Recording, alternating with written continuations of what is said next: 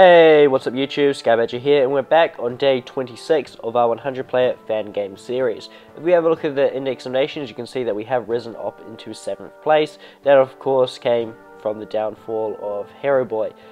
So he's fallen quite a bit considering he was at the top. In those places though, we have the United Kingdom, Italy, Indochina, I believe it is, Finland, and North Brazil, followed by National China. And then us in 7th place. In terms of largest economy, we can see that we're nearly sitting where we should be. We're down in 8th place, so yeah, we should be a little bit higher, but there's not much we can do about that. Alberta has sneaked in front of us due to the fact that he controls this whole area up here, so it's easier for him to manage his morale, while we control this area here and then all this down the coast with our capital right down here. So once I set up some fortifications in my core, I'm going to move my capital up into here, and it will stabilize the whole area a little bit easier. So that's why our economy is not as strong as it should be. So if we come up into here, we can see that that is very red, and that is very, very bad. So we can see that I have started building fortifications, and they're not really having as big of an effect as I would hope, just due to the fact I'm at war with a hell of a lot of players. So if we have a look at that, 5 players. Oh, the United Kingdom declared war on me. I was hoping they wouldn't do that, because I'm not actually fighting them. Anyway, it's their loss, because that's just someone else they're at war with now, and they'll have the same problem. But we should be able to finish off Northwest USA in the next couple of hours, and then that will help out tomorrow with keeping our morale back down and keeping it low. So that's what's happening there. In terms of our economy and what we're building, we'll be spending a lot on fortifications and just upgrading oil and iron production and just repairing damage done by spies. We're also building some carriers and more ships, but these are being paid for by our allies and they're going to them once they're done. So 4 carriers for our allies, and then the destroyers, when they're done, they're going to head over and join our fleet in the south of the Pacific, which is down here at the moment and is just heading to get into the area of operations. So heading for the Asian region, it will take 3 days or 15 hours to get there, but I'm hoping once I get the upgrade to my battleships, they increase their speed by 3 kilometers per hour, I believe, I'll be able to get there a little bit sooner. So that all helps. It'll go a long way. Our other battle group at the moment is up here just cleaning up Northwest United States of America, and that's taking some time at the moment. So we should have that dealt too once it embarks onto the ship, so we can just one-shot it with our battleships and it'll be over. And then from there, that group is going to go and make sure Alberta has a safe time crossing over into Asia. So basically what's happening at the moment in the game is there is a little bit of fighting in Asia with the United Kingdom cleaning up Kazakhstan, I believe it is, but generally for the rest of the world it's basically America, North and South America, versus the rest of the world. So be interesting to see how that goes. Now the stats would say that they are going to beat us. Like, I mean, they have 1, 2, 3, 4 players above us, 5 players above me. The majority of their members are all in the top 10, with the exception really of Spain.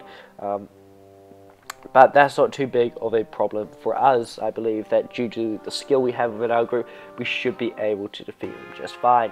So that's what's happening over here. We're sending some ships to assist to make sure the capture of this area goes well. Not much more really to say about that. Once our tactical bombers upgrade to level 4, I'm going to try and get them onto carriers as soon as possible, but due to the fact both my carriers are in the middle of the ocean right now, that's going to prove difficult. So I might have to make the most of some foreign ports to get that done. So we'll see how that goes. We're also building a subwall on this side of South America, and that is just to act as a defense while we're gone. We've also got this subwall up here, and our subs aren't moving forwards while everyone else's are. We're not getting involved against the Europeans, so that's why I'm kind of sad that United Kingdom declared war on me, because it's kind of unnecessary considering at this point we're not getting involved. So as you can see down here, East Amazonian subs have engaged Spain submarines and are slowly dealing to them and taking them out. Same with North Brazil. North Brazil is in on this as well. So the main goal at the moment is to take out the Spanish Navy, and then we have access across to Spain itself. Now that is the easy part. Getting troops onto land is the hard part. At this point, from what I understand, although I've only just been following, I haven't been too involved in their planning, the landing zone is down here, which we believe is somewhat unprotected. But our intelligence from today has not confirmed that, as we didn't get reveal all of the people we wanted to. So, yeah, got a little bit unlucky there. We're also saying the raiding parties are up to this area up here, and that should hopefully deal some damage and take the United Kingdom out of the fight.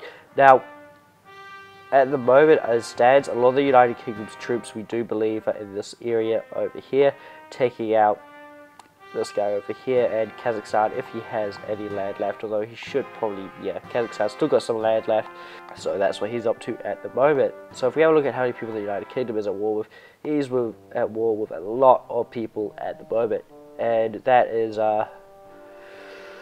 yeah, kind of good for us, I guess. Like, I mean, I guess he can kind of afford to declare a war on me, because it's not going to make much of a difference to how his game goes, but that's just how it's going to be. So that's that. There's not really much more to talk about as we go around the map. I'll trip around the map on quickly, you can have a look. But we also have the help of Papua New Guinea in the Asian area. He's going to help us out. New South Wales is slowly rebuilding in New Zealand after going down there and kicking New Zealand's ass to the point he's got inactive. So good work, New South Wales. If we come up into the Asian regions, the main players we will be facing are Indochina and Nationalist China. So at the moment over here it's going to be a 2v1, well 2v2, 2v1 in some theatres. So basically the aim is Alberta has the aircraft and the tanks, he's going to fight the land war, I'm going to do all the stuff on the sea. They have a lot of ships and submarines in this area down here, it's going to be really fun to sink all of those. So I have that to look forward to.